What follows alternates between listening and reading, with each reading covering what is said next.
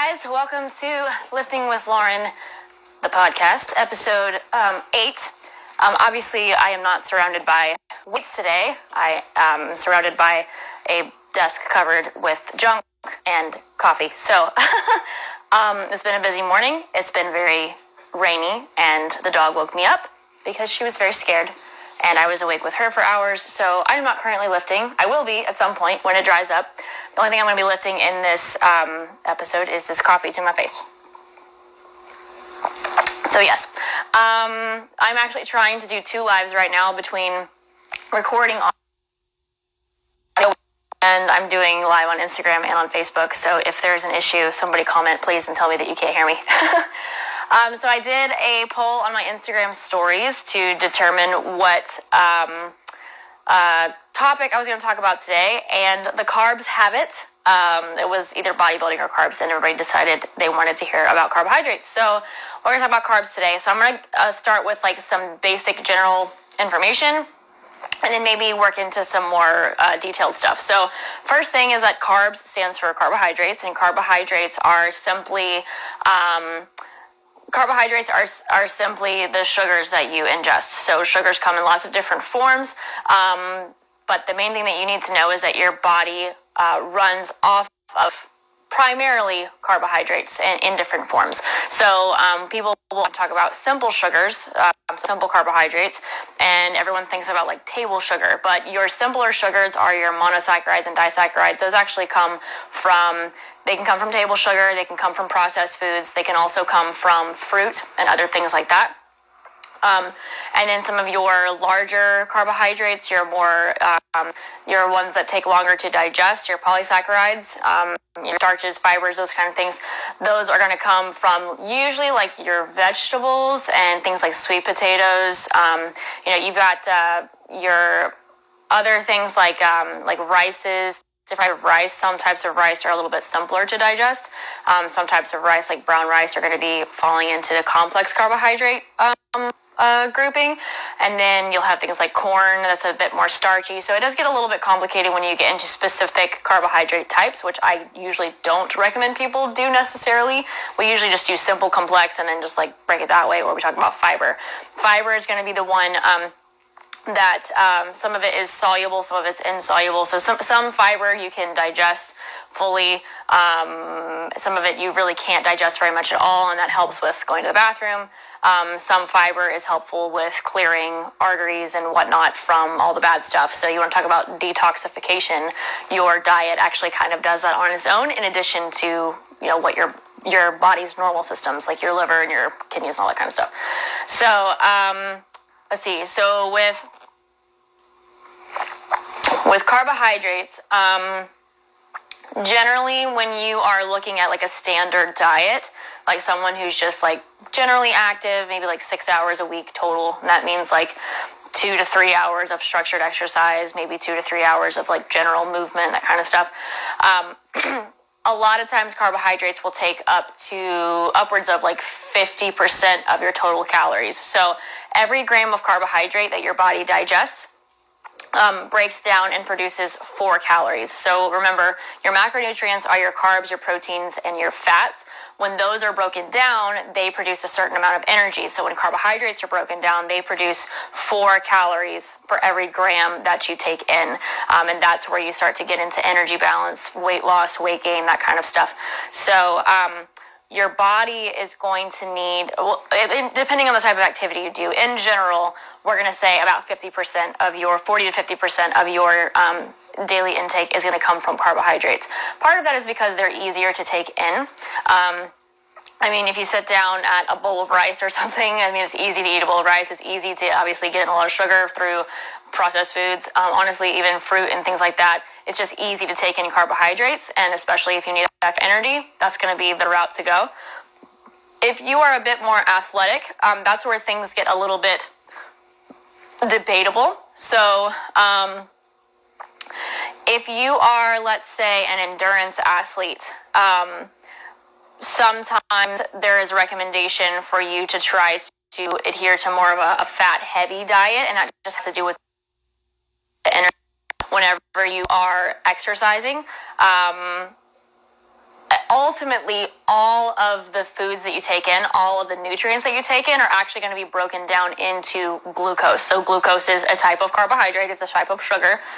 It doesn't necessarily taste sweet, but everything you take in, your protein, your fat, your carbohydrates, are all broken down into simple sugars. There is a carbohydrate. There is a carbon in there in all of those nutrients. So even though like your fat is going to have all this fatty acid stuff attached to it, there is carbon in that, and it's going to be broken down into a smaller molecule so the body can use that for energy.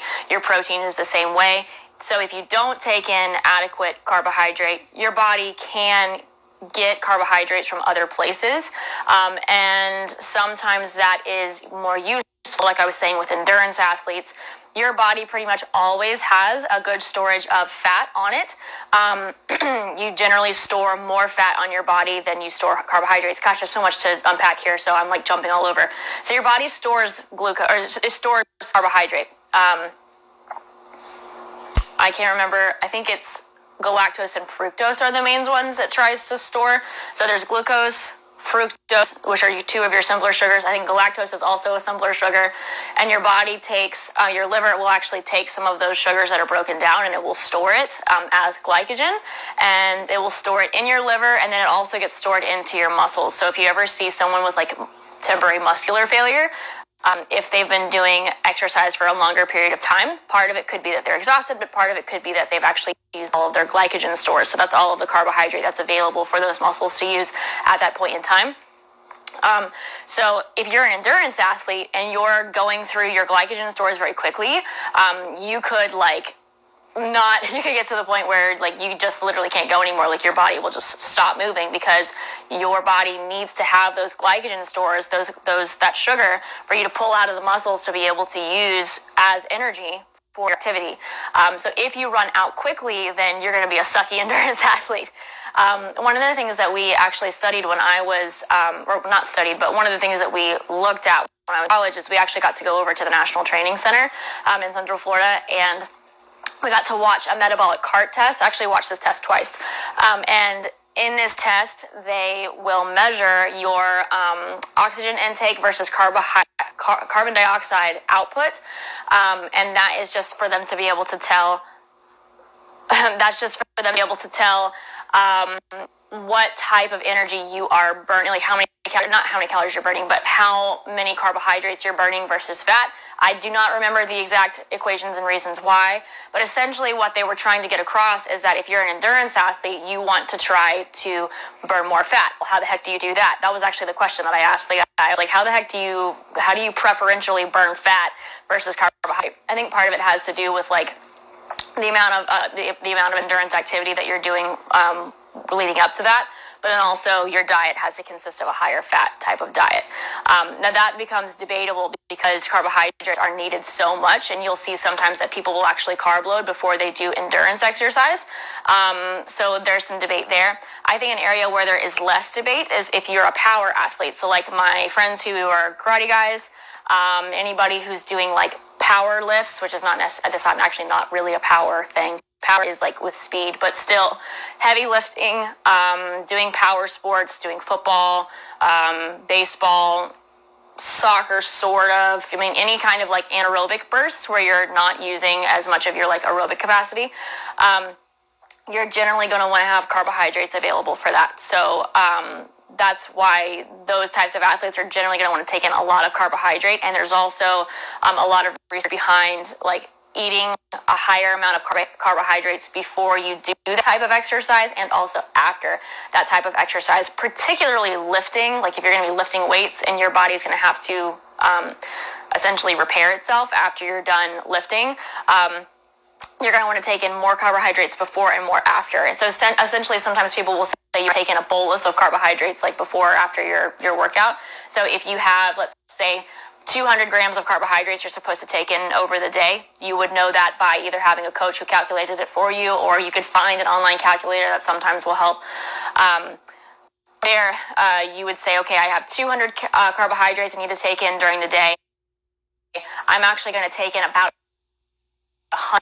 So I'm going to take out 50 before. I'm going to eat 50 carbohydrates before and 50 afterwards. not necessarily that evenly, but that's an idea.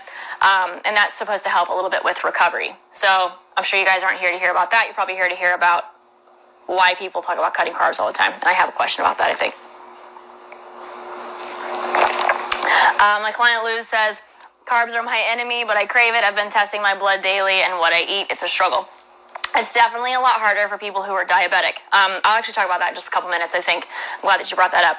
So, Lou is diabetic. So, why do people talk about cutting carbohydrates? So, one of the reasons why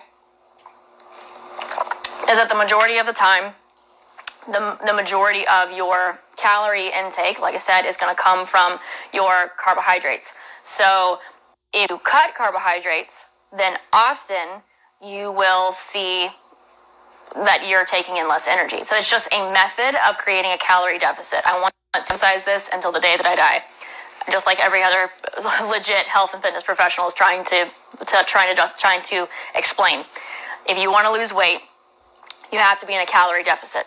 So how you come about that calorie deficit is totally dependent on the person. For some people, it's better to cut carbohydrates because it's easier for them to be consistent on like their protein and fat intake, and then they can just cut back on their carbs a little bit, and that makes it easier for them to, to lose weight. It's not because there's anything inherently bad about carbohydrates. There's nothing inherently bad about carbohydrates. There's no legit research that shows that sugar actually hurts you. If you have a legit peer-reviewed piece of evidence that says that, please send it to me, because I literally have not seen any. There's none. But there is lots of evidence that says that overeating, being obese, taking in more calories than your body needs to survive, that is dangerous. And it doesn't really matter where those calories come from. If your body is storing that as fat, that is not healthy. So, like I said, people will cut carbohydrates. I think there's a stigma around them because they think that they're somehow bad. And these crazy, stupid documentaries that are on Netflix that try to convince you that certain types of foods are bad. First of all, they are coming to that documentary with a bias. They're trying to make sales and trying to get you to watch the documentary. They're not actually trying to produce good science. So please watch those with a grain of salt. So a lot of people are really scared of carbohydrates, and plus there was all this there have been different fads through the years of like low fat diets, low carb diets, especially like the Atkins diet is like almost no carbohydrates, and lots of people can see great progress on that. The keto diet is essentially a fancy way of saying the Atkins diet, to be honest. And it's kind of the same thing where it's low carbohydrate. It is not because those carbohydrates are bad. Once again, it's because if you're cutting out a certain part of your dietary intake, then you're going to be ingesting fewer calories. So you could actually come about a caloric deficit in a different way. Just as a side note, you don't actually have to cut your carbohydrates. You could cut your fat. I wouldn't recommend cut your protein, but you could cut from other areas too. Generally, carbs and fat are going to be the two that you want to cut from. Side note, again, the reason is you don't want to cut protein if you can, because if you want to maintain muscle mass, which the majority of people should try to maintain muscle mass, you have to keep your protein intake up. So cutting carbs doesn't necessarily fancy for you. Like I said, it just creates a calorie deficit. So what I normally tell people is like, okay, let's cut back from both your carbs and your fat. And then if you have a preference as to which one you like to take in more,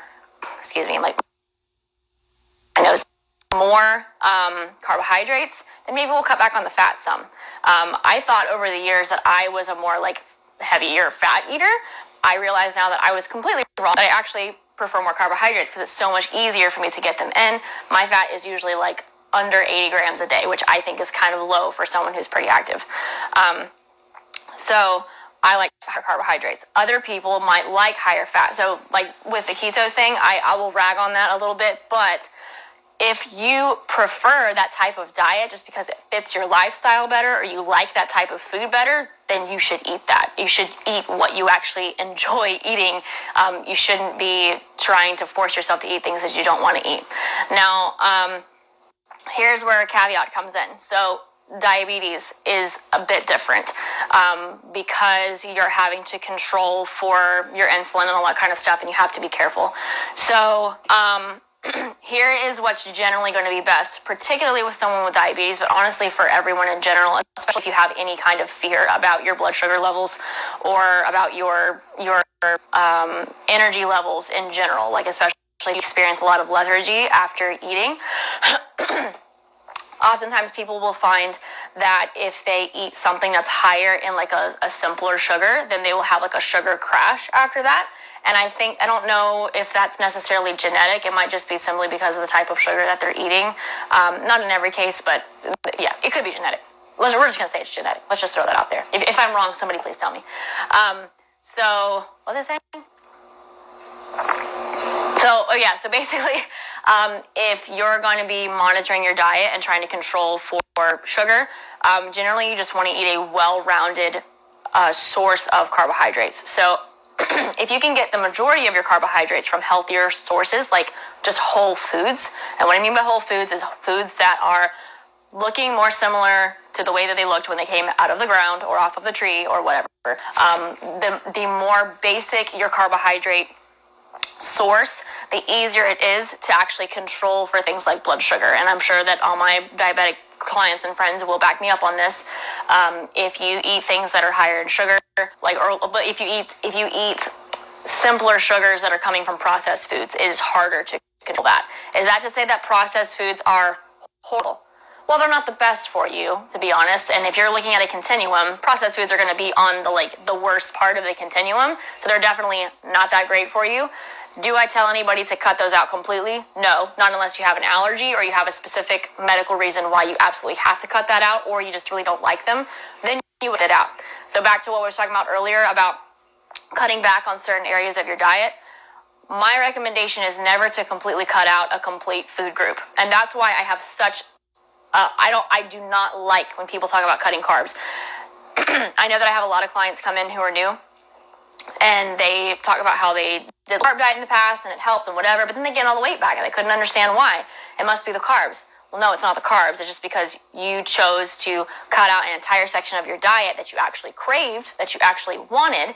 And then whenever you reintroduce it, you probably really went ham on it and really went back into a caloric surplus and maybe didn't know how to monitor all of that. Everything is about balance. I'll talk about that again in a second.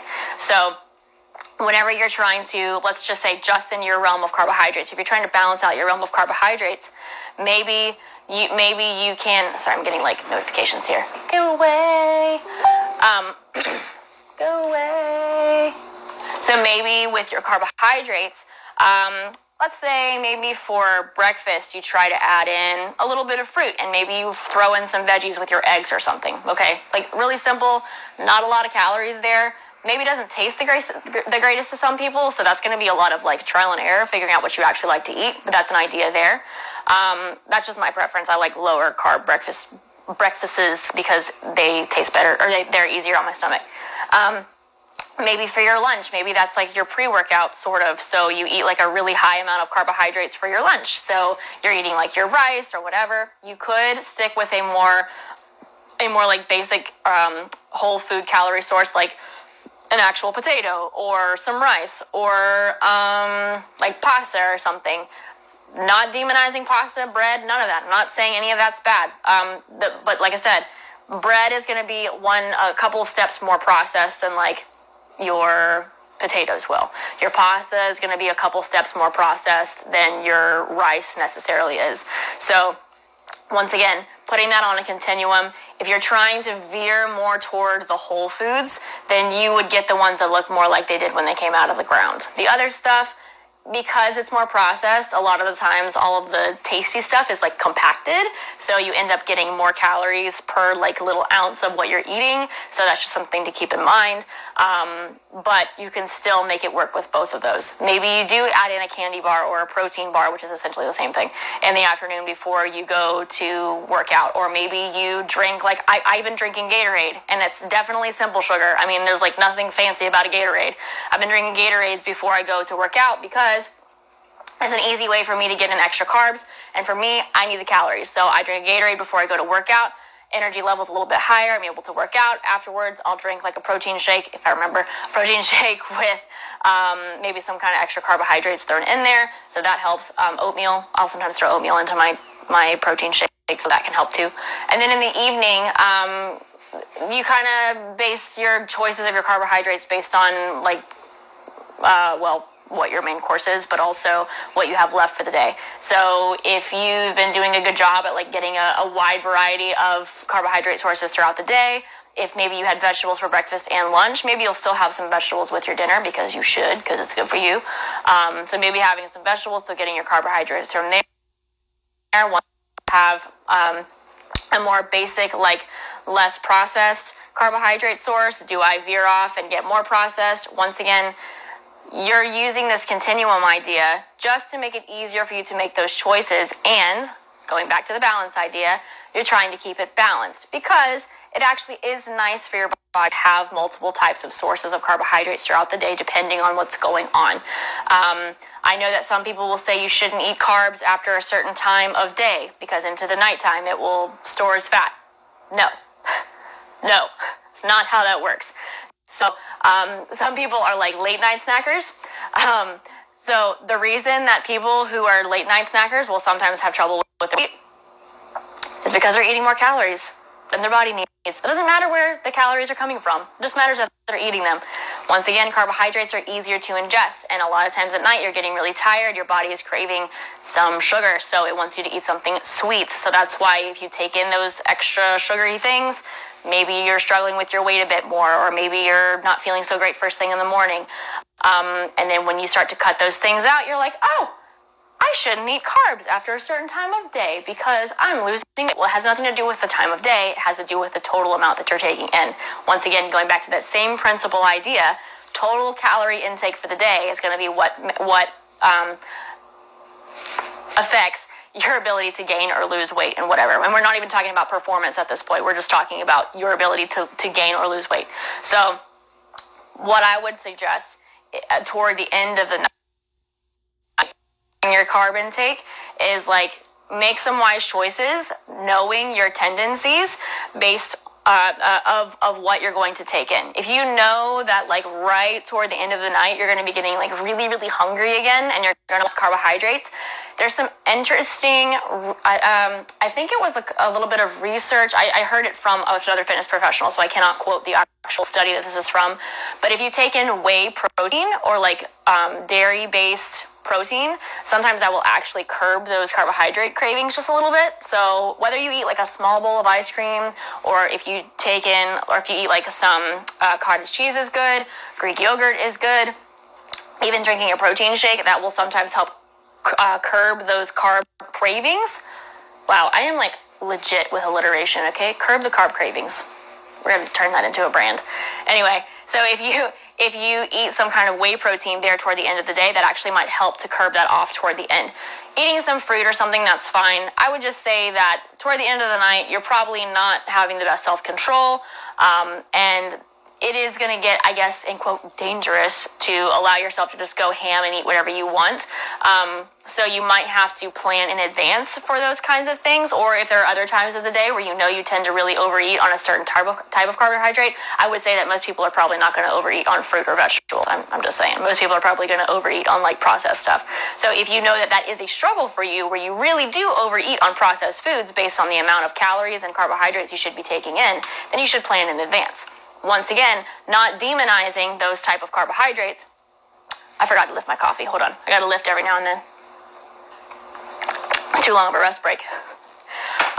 So if you are planning in advance because you know your own tendencies, that's going to be the best for you. So I think that's kind of the gist of it. That's kind of what I wanted to get across, is carbohydrates are actually a good thing. I cringe every time somebody says that they're bad for you. They're not. They're important for performance. And also, I didn't even mention this, your brain needs glucose to survive. Just saying. Glucose comes from carbohydrates. Now, granted, like I said, you can get glucose from any nutrient source. It's just that it takes longer to break down protein and fat. It's actually easier for your body to get it straight from a carbohydrate source, like sugars, stuff. So you should be taking in some, just so that you don't walk around like you're a doofy head or something. Maybe. And that actually is sometimes an issue, where people will feel like they're kind of in a haze or whatever if they're not getting enough carbohydrates. So Biggest thing is know yourself, know thyself, know how your body is reacting to certain types of foods. One of the cool things about the curriculum that I just went through, their precision nutrition curriculum, is they really emphasize keeping a journal of how your body reacts to certain types of foods. So if you feel like you're developing an intolerance to certain types of foods, you're actually logging like all the types of foods that you're eating, how your body is responding. If you feel like you have an issue with eating carbohydrates at certain times of day, you can maybe write all of that, write how your body is feeling. There's a couple of other things, other things I wanted to talk about. I'm going to throw these in there before I forget. People say when they cut carbs, they will immediately see a drop in weight, and they will immediately go back and say it was the carbs. This is back on the earlier subject of like cutting carbs for weight loss. So the reason that you will immediately see a drop in weight whenever you cut carbs is because for every gram of carbohydrate your body is also storing 4 grams of water. So you're literally dropping water weight whenever you cut carbs because your body is using up those carb stores. The way that the way that the glucose molecule is designed, it's got these little open things like top, bottom, side, and side.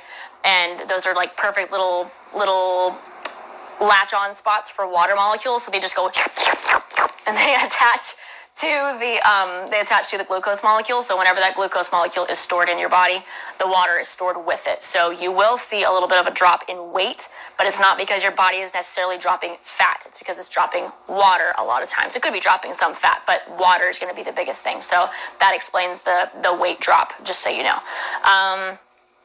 Let's see here. I want to talk about the brain stuff. I want to talk about the carbohydrate drops. I think that's probably it. I'll on this one because carbs can make people angry. Like, not having carbs makes people angry, but also talking about carbs makes people angry. So I think carbs are just they're the angry macronutrient. Anyway, if you have any more questions about carbohydrates that maybe I didn't answer, and maybe you just didn't think of it during this little thing here, and you want to message me later, you're welcome to shoot me a message. This podcast, I converted into audio, and then I upload it to Anchor and SoundCloud. So if you missed part of this, you can go onto one of those and download it. Or listen to it, or whatever. Like it, rate it, whatever. Okay, anyway, thanks for listening. Bye!